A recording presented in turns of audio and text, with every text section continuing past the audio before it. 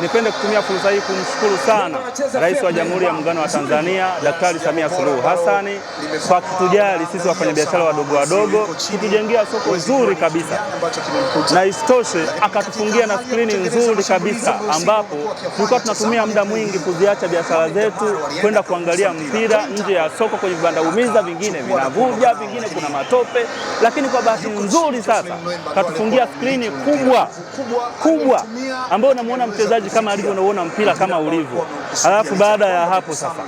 akatengenezea mazingira mazuri kabisa, ambapo kila mmoja anafanya biashara vizuri, huku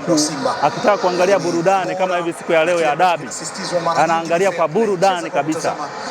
Kingine cha mwisho, nitumie fursa hii kumshukuru sana mkurugenzi wa jiji la Dodoma pamoja na uongozi wa soko kwa kuliwezesha ili iwezekane. Maana yake sio kila jiji ambalo wameweza kufanya hivi, ila sisi uongozi wetu wa soko umekuwa ndo